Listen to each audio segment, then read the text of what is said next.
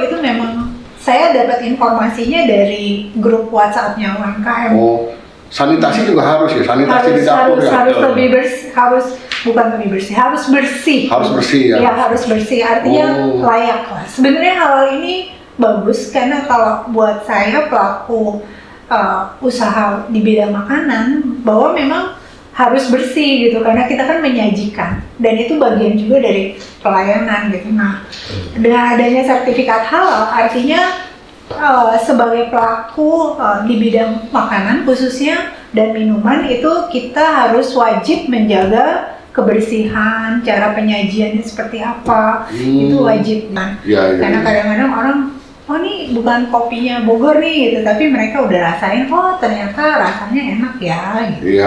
Jadi ya bersyukur banget ya pokoknya dengan adanya UMKM ini ngerasa bahwa makin dikenal oleh banyak kalangan gitu, termasuk yang dari luar Bogor, karena ya itu tadi kebetulan lewat dan dia suka, mungkin dia balik lagi setiap kali dia ke Bogor dia mampir gitu. Oh.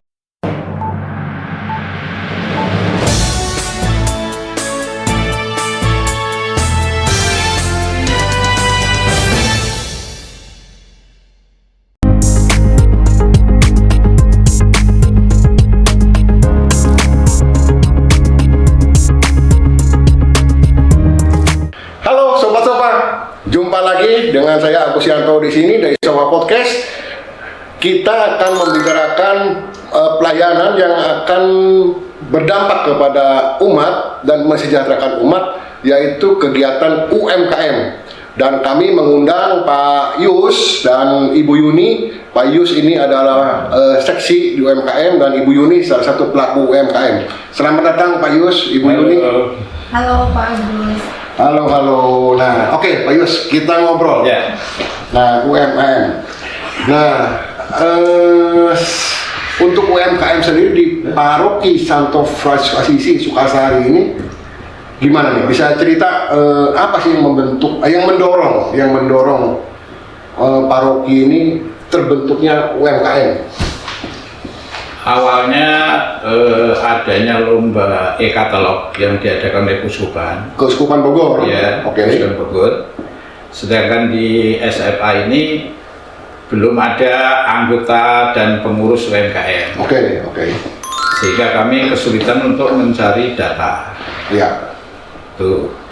Makanya dengan gerak cepat kita buat Google Form dan pasang meja di depan gereja untuk mendata, sehingga gereja SMA ini bisa ikut e-katalog yang diadakan oleh keuskupan.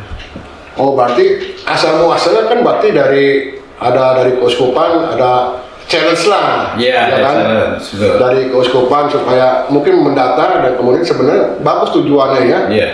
Tujuannya apa nih? Kira-kira visi misinya apa? Visi misinya kalau UMKM di Sukosari ini membangun UMKM umat yang mandiri, berdaya saing, berkelanjutan dengan semangat gotong royong dan nilai-nilai Kristen. Waduh, hebat. Itu visinya. Misinya memberikan pendampingan bisnis dan pelatihan kepada pelaku UMKM. Membantu akses permodalan dan pemasaran produk. Membangun jaringan kemitraan dengan berbagai pihak, kemudian meningkatkan kualitas dan inovasi produk UMKM umat. Itu misinya. Ya. Oke, sekarang sudah berapa yang terdaftar nih? Yang sudah terdaftar itu 89 di Google Form. Berapa? 89. Banyak ya? Ya. Kemudian yang melalui manual tidak Google Form itu 25 orang. Oh, 25. Ya. Itu perorangan atau misalkan ada badan usaha? Kebanyakan perorangan. Ada dua ya Pak? Ada misalkan ada makanan, ada apa aja? Barang jasa gitu. Ada bidang jasa, ada kuliner. Terus ada bidang pertanian. Iya. Pertanian apa tuh? Pertanian seperti bunga, kemudian oke. sayur-sayuran. Produk-produk pertanian. Ya, terus sandang. Sandang contohnya? Jahit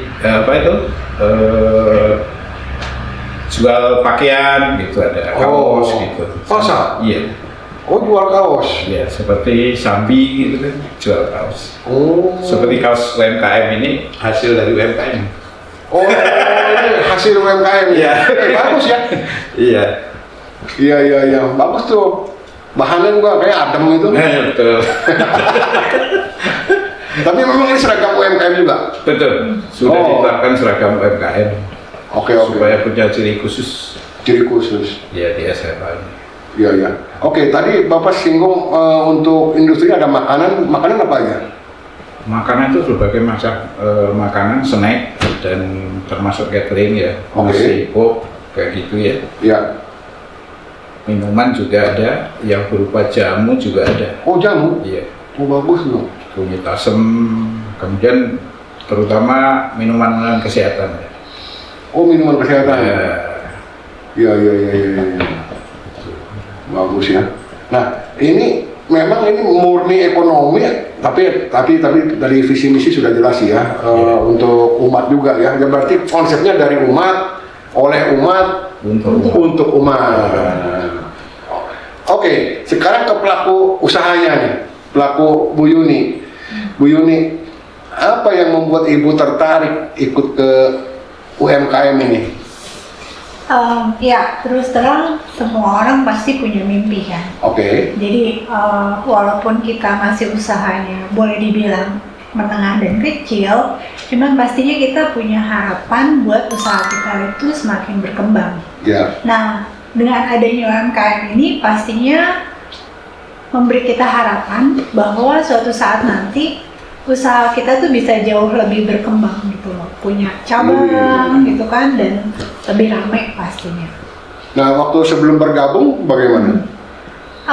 Ya sebelum bergabung usaha itu berjalan, tapi kayaknya kurang dikenal ya, karena kan mungkin untuk umat Katolik nggak tahu nih kalau misalnya usaha kita itu ternyata dimiliki oleh yang sesama gitu kan. Iya. Nah, dengan bergabung pastinya kan ada kayak semacam promosi lah, marketing juga gitu kan. Artinya usaha kita lebih dikenal oleh masyarakat lebih luas lagi gitu. Iya. Kalau dulu mungkin masih pasarnya juga nggak tahu ya kayak begitu. Kalau lagi merintis, tapi kalau misalkan sudah masuk ke UMKM, sudah ada salurannya, saluran distribusinya seperti apa kayak begitu. Tapi dari UMKM sendiri ada pelatihan nggak sih Pak buat pelaku UMKM? Pelatihan udah, yang sudah dilaksanakan itu adalah motivasi dan membuat konten di medsos. Ada medsos ya. Oke. Itu aja pelatihannya baru motivasi, menghadirkan narasumber Pak Peri yang punya clothing market Bandung. Oke. Kalau nggak salah ini tempoh hari juga ada basar ya? Betul, basar. Basar ya kan kayak begitu. Kalau nggak salah ada yang bicara mengenai gizinya juga. Betul ya? Betul. Jadi di dalam rangka Hari Pangan Dunia. Hari Pangan Sedunia, betul.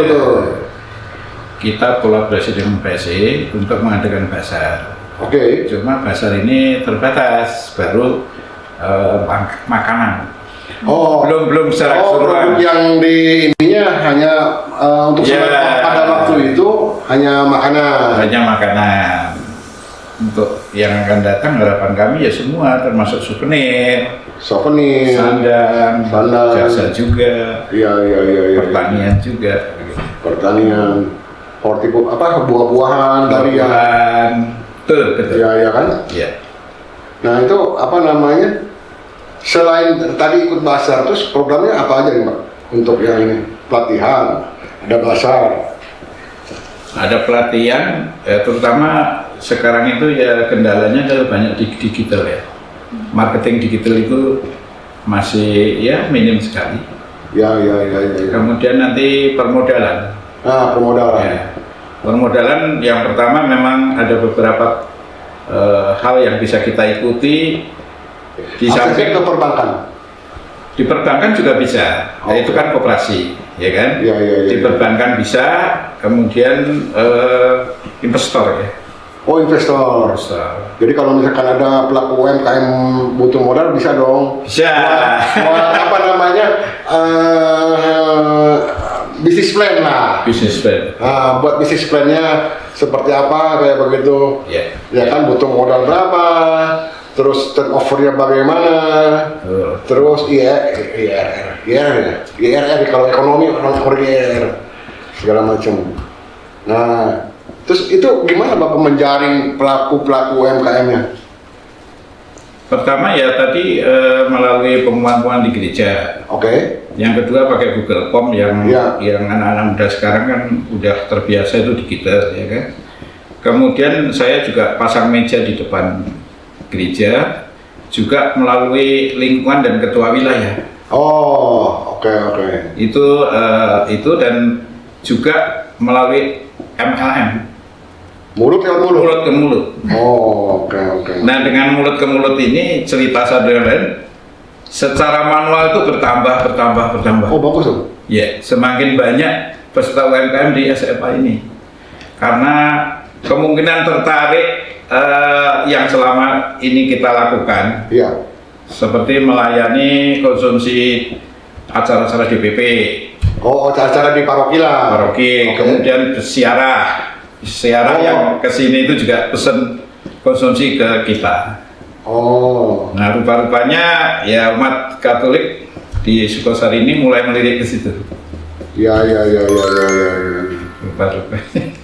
Ya, bagus inisiatifnya ya. Jadi memang dari umat, oleh umat dan untuk umat. Untuk umat, betul. Iya. Nah ini, oke. Bu Yuni pernah ikut pelatihan atau basar?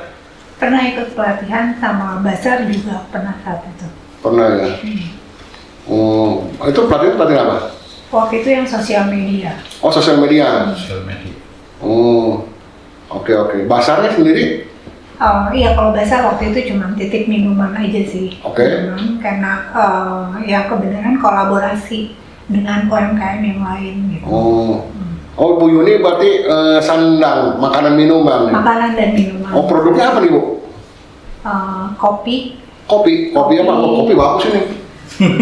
Iya loh, kopi yang bagus loh. Ya, kopi Kongji. Kopi Kongji, oke. Nah, terus ya kalau makanannya ya kreasi sendiri aja. Oke. Catering atau apa?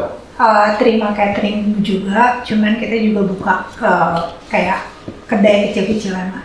Oh, bagus. Berarti tapi suka ada dong kalau hari Minggu kan suka ada apa namanya itu? Satu. Kafe Rohani. Kafe Rohani. Iya. Nah di Kafe Rohani juga. Itu Kafe Rohani berarti orang semua bisa titip dong, Pak? Bisa. Kafe Rohani itu untuk semua umat sebenarnya. Cuma saat ini masih minim sekali peminatnya. Karena mungkin situasinya Sabtu sore. Timingnya udah Sabtu sore setelah misa. Ya. Setelah misa sore. Kayak begitu. Betul. Dan nanti mungkin ke depan juga UMKM akan ngisi di hari Minggunya. Oh, UMKM. Ya, UMKM. Ya. Begitu. Nah, tanggapan dari umat sendiri bagaimana mengenai UMKM ini?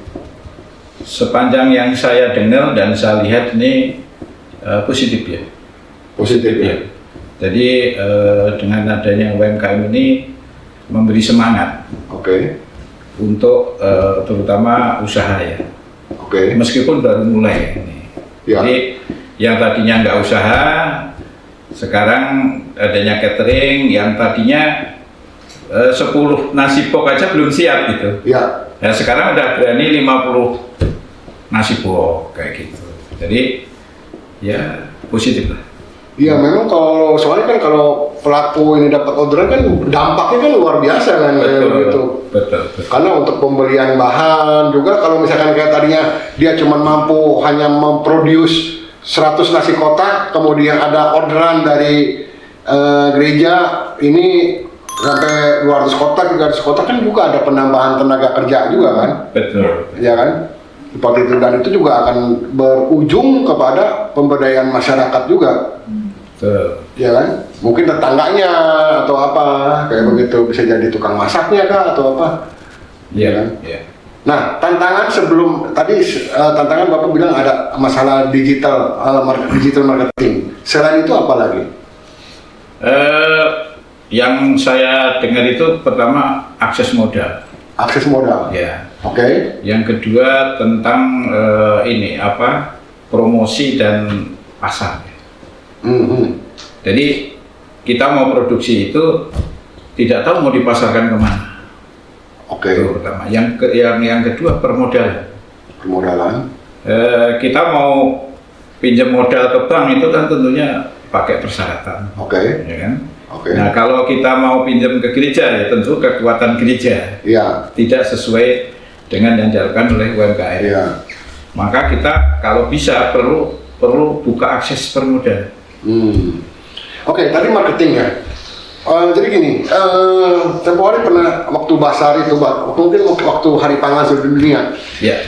Pernah ada kejadian begini. Ini kalau misalkan saya mau beli lagi, kemana saya mau hubungin? Kebetulan itu temen tuh, misalkan ada snack lah, kayak begitu. Sayang ini katanya nih nggak ada dicantumin nomor teleponnya, jadi kalau misalkan mau pesen saya bingung mau kemana katanya. Itu gimana? Baik, sebetulnya udah saya program dari awal, cuma memang belum terlaksana dengan sempurna. Kita buat platform. Nah, platformnya itu masuk ke web paroki. Nah, dalam bentuk e-katalog. Jadi dalam di katalog situ, kalau umat buka web paroki sekalian lihat jadwal misa mungkin, bisa itu situ ada UMKM-nya. Dia di situ mau pilih apa, misalnya snack apa, klik. Nah, klik di situ itu nanti dia langsung bisa lihat nomor HP-nya. Oh gitu. Ya. Oh berarti itu kan di webnya paroki. Sukasari.org. Iya betul. Iya kan. Dan untuk sementara ini dapat info dari Pak Ketua Komsos, Pak Catur, baru sebagian, belum semuanya. Ya. Baru sebagian. Cuma sudah bisa diklik apa belum? Kami juga belum coba. Nanti akan kita coba. Itu salah satu pelayanan gereja, melayani umat dalam bentuk UMKM. Gitu. Nah, kira-kira dari pelaku UMKM sendiri bagaimana? Maksudnya Pak Yus pernah ada lihat, oh ya dulu omsetnya segini, sekarang udah naik kayak begitu, udah banyak juga, banyak dong ya? Ya ada beberapa, tapi tidak kita tidak mungkin bisa menyenangkan atau melayani semua umat. Oke. Susah untuk menyenangkan banyak orang itu. Ya. Yang terutama yang sekarang ini yang maksudnya aksesnya gampang, dihubungi juga gampang kayak gitu ya. Ya kita order gitu. Ya. Kita order gitu. Gitu kira-kira. Nah, itu Bu Yuni pernah ada kolaborasi, tadi Bu Yuni sebut juga ada kolaborasi sama UMKM. Ya. Sama sesama pelaku UMKM, misalkan Bu Yuni dapat orderan lah, misalkan nasi kotak. Ya kan, misalkan lo dapat orderan nasi kotak 200 box. Nah, Bu Yuni ada kolaborasi, oh ya nanti kerupuknya beli di sini sama toko kerupuk atau berasnya beli di toko beras ini gitu.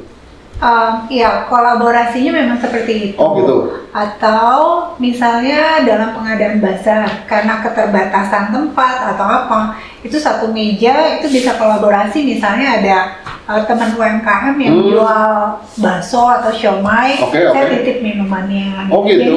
Jadi benar-benar saya ngerasa dengan UMKM ini kita saling membantu ya gitu. Jadi nggak cuma mikirin tentang diri sendiri aja, tapi sesama pelaku UMKM saling support gitu. Itu yang menyenangkan. Itu bagus dong kayak begitu, saling support. Biasanya kalau kita dagang kan saling sikut-sikut. Iya kan? Jangan kata pos sebelah deh kayak gitu. Iya, karena bukannya berkompetisi, malah saling support. Saling support, ya. Malah saling menguatkan juga, saling mendoakan juga, Pak Yus. Betul, saling mendoakan itulah. Betul kan? Iya. Nah tadi selain itu ada kendala dari aspek legal, Pak? Betul, jadi perizinan yang supaya kita bisa akses tidak hanya umat kita juga, saudara-saudara kita yang tidak Katolik juga bisa menikmati itu izin halal. Oh, sertifikasi halal. Sertifikasi halal. Nah, dulu memang gratis, tapi sekarang sudah mulai terseleksi. Ya. Terseleksi, ada aturan-aturan khusus kayak gitu. Itu ya untuk diikutinya agak sulit. Misalnya dapur harus sendiri kayak gitu ya. Ya. Dapur sendiri, kemudian yang masak harus. Nah itu. Oh, itu ada aturan apa ya? Dapur. Syariat ada ya Bu ya, halal ya. Ada. Jadi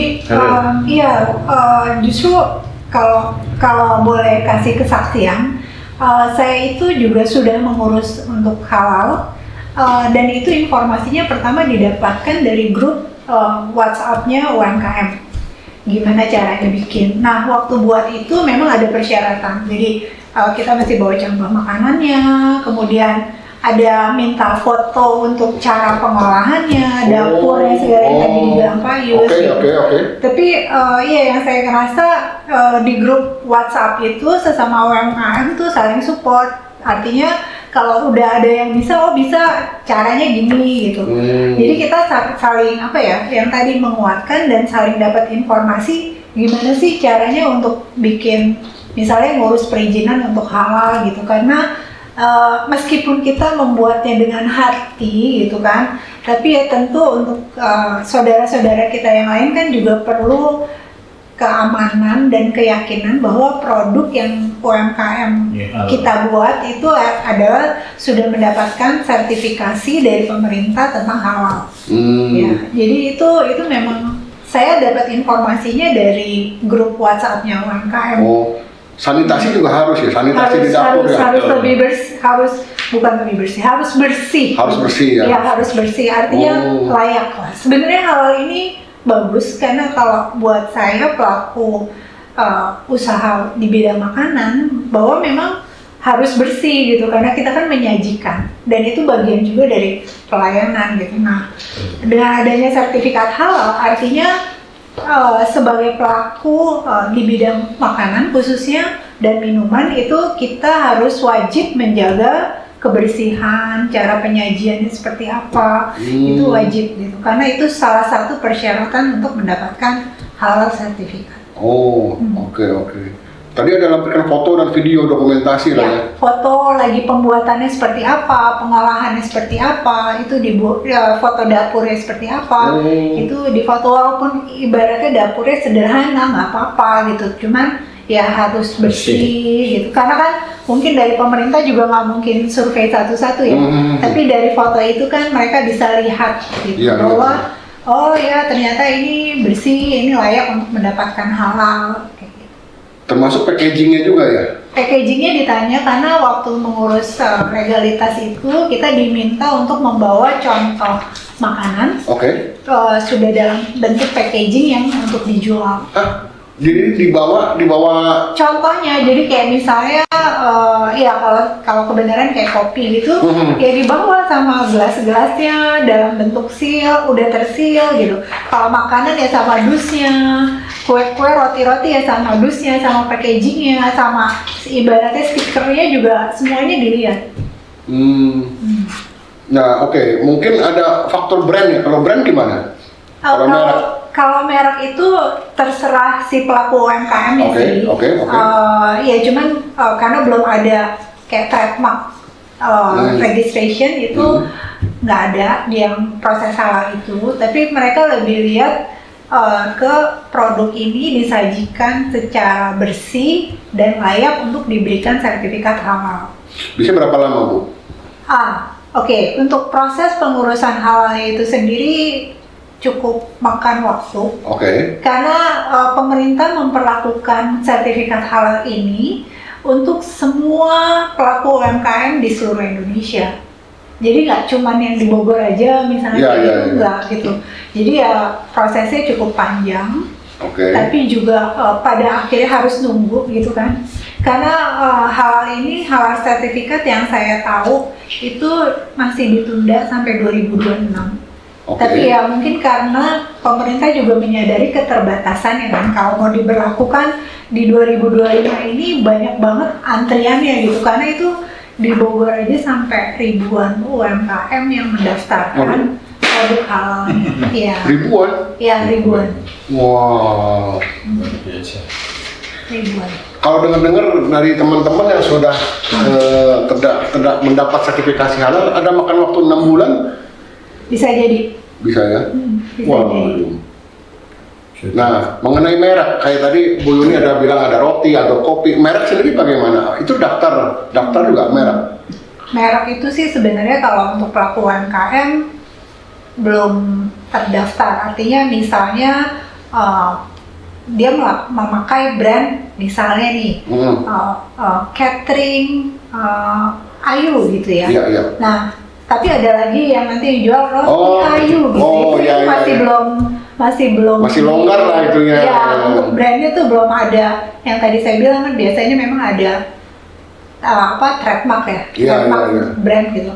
Nah, mungkin untuk pelaku UMKM saat ini masih belum untuk melakukan trademark itu, perizinan untuk brand itu. Nah, Pak Yus, pernah ada, tadi kan kendalanya mengenai permodalan, pernah ada mendekati perbankan, lembaga keuangan, non-bank, pernah ada upaya itu nggak? Kalau mendekati bank, saya sudah beberapa tanya ke bank tentang permodalan ini. Ya. Tapi ya tetap harus pakai persyaratan. Persyaratan termasuk adalah badan usaha ya Pak ya? Badan usaha, iya izin. Badan usaha itu baik berbentuk misalkan PT maupun perorangan, PT perorangan. Ya minimal izinnya ada. Oh. Izinnya ada, kemudian dilihat juga kemampuan bayarnya juga. Kalau di perbankan, ya mudah-mudahan harapan saya sih koperasi yang dibangun oleh negara ini bisa membantu gitu para UMKM. Iya, iya. Di samping investor ya. Apa nggak kepikir misalkan gini, oke, pelaku yang ada di sini kita UMKM di sini buat aja koperasi itunya badan usahanya, bisa nggak? Sekarang kalau bank bisa nggak ya koperasi kayak begitu? Bisa ya? Koperasi sudah ada di SMA ini. Oh, koperasi sudah ada. Ya. Ini kan ada berapa? Tadi 80 lebih ya, ke 25. Apa Bapak nggak pusing dong ngurusin pelaku UMKM? Biasanya apa aja nih kendala-kendala yang disampaikan selain tadi kan ada permodalan, ada marketing. Ya kendala banyak Pak, kendala banyak. Tapi kita biasanya selesaikan itu face to face ya. Oke, musyawarah Musyawarah gitu ya. Kendalanya di mana gitu ya. Ya. Nah kalau kendalanya misalnya di permodalan ya biasanya kami kerjasama dengan PSI. Kalau yang dari gereja yang tidak punya akses ke bank, gitu ya. Jadi kalau keterampilan di medsos, ya kami ya tadi menghadirkan narasumber yang medsos. Gitu. Nah rencana saya memang di tahun ini digital marketing. Oh, digital marketing ya. Ya, jadi pelatihannya itu digital marketing. Gitu. Oke. Kira-kira apa? Yang pernah terbayang apa nih yang saat ini platform apa? Misalkan TikTok kah atau apa? Ya, followernya yang banyak itu TikTok ya, Instagram ya. Minimal bisa masuk ke sana lah. Gitu.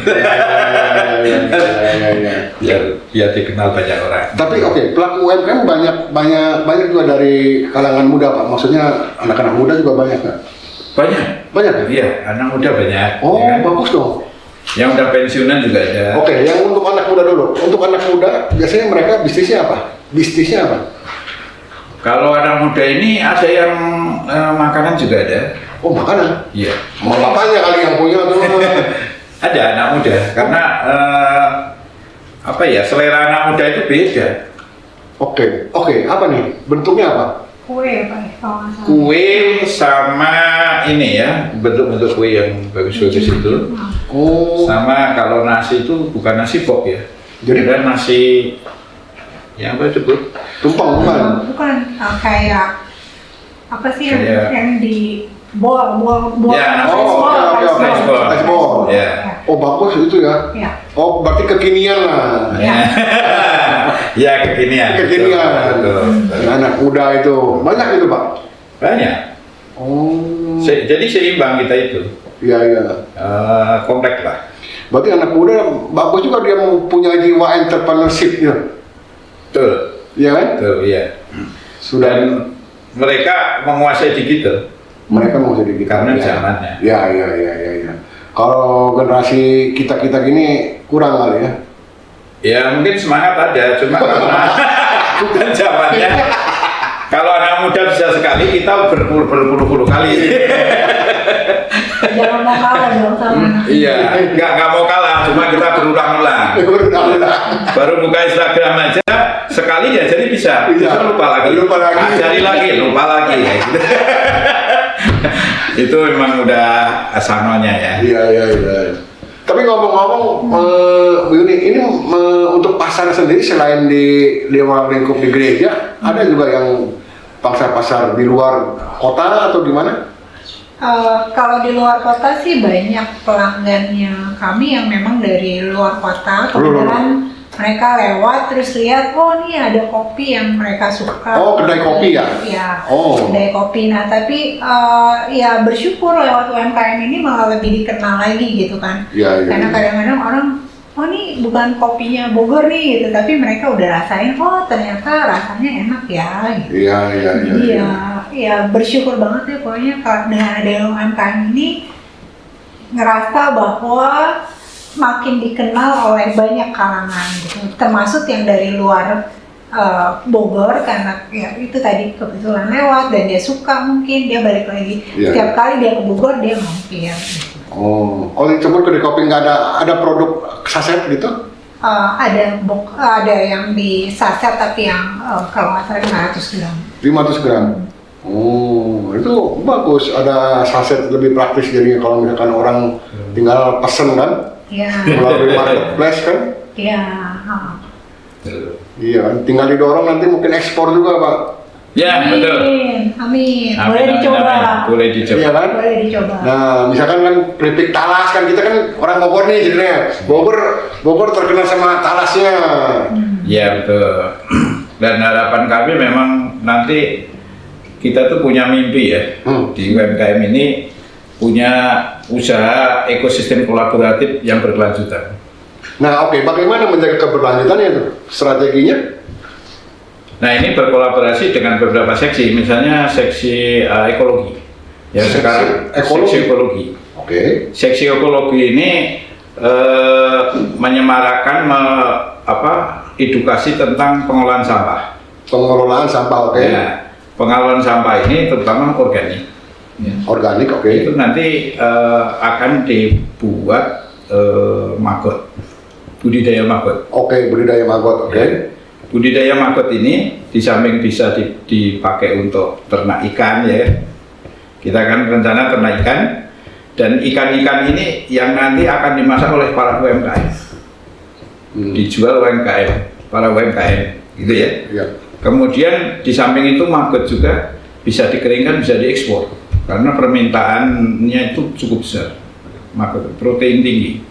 Iya. Tuh. Tapi dicampur dengan ya tentunya yang lain, tidak hanya khusus maggot gitu. Iya. Nah di samping itu jadi kolaborasi berkelanjutan, dan syukur-syukur SFA ini punya ciri khas UMKM khusus tersendiri UMKM-nya. Nah mudah-mudahan kita berkolaborasi juga ada beberapa yang mungkin ahli tani pangan yang menangani tangan beras. Nah, para UMKM yang kuliner tentu beli berasnya di situ. Iya. Ya gitu. Jadi ini terintegrasi, terpadu. Yang punya lahan, ya lahannya boleh dipakai dengan sistem kerjasama. Mungkin. Oke. Ya kan? Ya. Jadi harapan saya tuh ada banyak orang terlibat di sini. Ya. Iya. Yang pertama di samping mendapatkan keuntungan ya, yang jelas pelayanan. Iya. Pelayanan, ya kan? Di situ justru implementasi kita seorang Katolik itu di situ, gitu ya. Saya menggerakkan di kemasyarakatan di sekitar saya. Di tempat tinggal Bapak maksudnya? Ya, 1 RW. Ya. Ini pengolahan sampah terutama organik akan saya pakai untuk budidaya maggot. Oke, budidaya maggot, oke lah. Itu bau nggak sih? Saya sendiri belum praktek ya, tetapi ada beberapa pengalaman tidak bau karena ada caranya. Ya. Ada caranya, dan kami nanti akan praktek dan kami baru sosialisasi ya sekarang, terutama untuk milah sampah ini. Oke. Karena memang itu merupakan kepedulian sampah juga, Pak ya. Lingkungan ya. Lingkungan benar. Jadi kolaborasi ya, Pak. Iya. Gitu, ya. Itu dengan ekologi. Ada dari bidang lain atau seksi lain? Ya, pasti. Yang lain pasti akan ikut juga. Misalnya di Ibu Wanita Katolik. Oh, WKRI. Ya kan, WKRI. Kemudian di komunitas lain seperti EC, ya kan? Dan sebenarnya kita bisa bekerja sama sebetulnya untuk kolaborasi integratif ya dan berkelanjutan. Iya. Jadi untuk menjawab pertanyaan UMKM hanya anget-anget tai ayam. Nah, betul. Jadi ini berkelanjutan terus dan berstruktur, gitu. Gitu ya. Dan mungkin yang perlu diperlukan itu adalah tim pertama. Tim. Kita butuh tim. Tim maksudnya tim buat apa nih? Ya tim untuk supaya UMKM ini tidak hanya anget-anget tai ayam. Oke. Tim ini yang melayani yang dibutuhkan oleh UMKM. Gitu. Ini harapan mimpi saya terbesar. Ya. Jadi kita kolaborasi karena kalau kolaborasi itu ya banyak orang terlibat, banyak orang melayani. Ya. Tuhan menyampaikan sukacita itu melalui tangan ya kan umatnya gitu ya. Ya, tapi tadi singgung ekspor juga itu sebenarnya bagus juga tuh Pak, kayak begitu. Misalkan tadi Bapak kan ada pertanian juga, misalkan ya tanam jahe, tanam cengkeh, apa namanya itu semacam itulah, itu juga bagus tuh buat diekspor itu. Tapi ya mungkin kasih produk ada edit value-nya juga, bubuk cabai kah, seperti itu. Ekspor jamu. Soalnya kan pangsa orang Indonesia nggak usah inilah di seputar ASEAN aja, negara-negara ASEAN, ya kan banyak loh orang Indonesia di sana. Kayak begitu. Ya itu nanti salah satu inovatif dari UMKM-nya Pak. Produk baru ya. Seperti kemarin waktu rapat itu saya suruh bawa satu contoh produk inovatif yang terbaru. Dan Bapak bawa apa? Waktu itu saya bawa masakan dari buah bisbul. Buah bisbul? Ya. Buah bisbul dan masakan. Ya. Buat makan nasi gitu. Dari es krim tempe. Es krim tempe. Ya. Oke. Nah, ini aneh-aneh ini Pak Bos ini. Ya. Nah, sebentar. Tadi buah apa bisbul itu dimasak jadi apa? Dibikin kue. Oh, dibikin kue. Oh, kue bisbul. Ya. Kenapa buah bisbul? Pertama gini, buah bisbul itu kandungan untuk protein? Bukan. Untuk toksik. Oh, antitoksik. Antitoksiknya bagus. Oke. Dan di Indonesia memang langka. Tapi di komplek kami menanam buah bisbul itu. Kalau lagi panen banyak. Oke. Ya. Berapa lama sampai panen? 3 bulan, 4 bulan sekali. 34 bulan ya. Budidaya gampang ya Pak? Gampang. Iklim cocok di Indonesia, cocok ya. Oke. Cocok. Bisa juga dibikin minuman. Oh, minuman. Iya. Itu bagus tuh Pak. Ya, ini inovatif UMKM kita. Iya. Tadi bisbul, ada satu lagi. es krim tempe. Es krim tempe. Nah, oke. Nah, itu gimana tuh? Es krim tempe gimana? Jadi tempe dibuat es krim. Hah? Wah, Ini juga biasanya es krim kan manis. Ini tempe apa rasanya, manis juga? ya manis, cuma ciri khasnya tempe gitu ya. Atau nugget tempe kayak gitu. Jadi di paroki Sukosari ini pernah kursus dari ahlinya dari Atma Jaya. Oke. Membuat tempe yang enak, Iya. ya kan? Kemudian setelah itu dibuat berbagai macam olahan tempe. Ya. Itu sudah kita lakukan waktu saya jadi bidang. Ya. Jadi bidang itu kira-kira Nah, soal tempe juga kan banyak protein, Pak ya. Gizinya banyak ya. banyak proteinnya. Tuh. Iya. Mudah-mudahan nanti UMKM yang lain juga ada inovasi barunya, produk-produknya, ya terutama yang sekarang jadi tren gitu loh. Jadi disenangi banyak orang. Jadi semua umur berapapun mau gitu. Itu yang peluang Oh, pasarnya besar. itu mesti itu Pak, analisa pasar, mesti Ya. market research itu. Market riset betul, pangsa pasarnya. Iya. Ya, jadi diharapkan para UMKM ini membuat produk inovatif yang pangsa pasarnya besar. Pangsa pasar besar. Oke. Pangsa pasar besar. Tapi jangan ini juga. Harus ada juga pasar yang kalau orang marketing sebutnya niche market. Jadi Niche market. pasarnya kecil, tidak dominan, tapi jarang orang lihat seperti itu. Itu niche market, ya kan? Dan juga kalau di ekonomi juga ada istilahnya itu ada satu buku namanya judulnya Blue Ocean Strategy. Jadi kita pun kalau misalkan kita bersaing jangan di semacam Blue Ocean. Kalau Blue Ocean itu lautan luas. Lautan luas. Ya, kita repot nanti sing. Itu. Nah, terus Nah, Bu Yuni, ini mumpung ada bos ini, pengurus nih, ya kan? Apa harapan ini? Ngomong aja. Ya, Terhadap pengurus. harapannya sih buat pengurus, semoga pengurus ini semakin banyak pelatihan. Ya, Oke. karena terus terang untuk mewujudkan mimpi tadi, UMKM-nya kita tuh bisa berkembang. Iya. Itu juga kan perlu pelatihan, Iya, karena iya. terus terang kendalanya kadang-kadang kita terpaku sama sehari-harinya mesti dapat order lah atau gitu. Betul. Tapi kan juga kayak kemarin kenapa sosial media itu pelatihan yang menarik?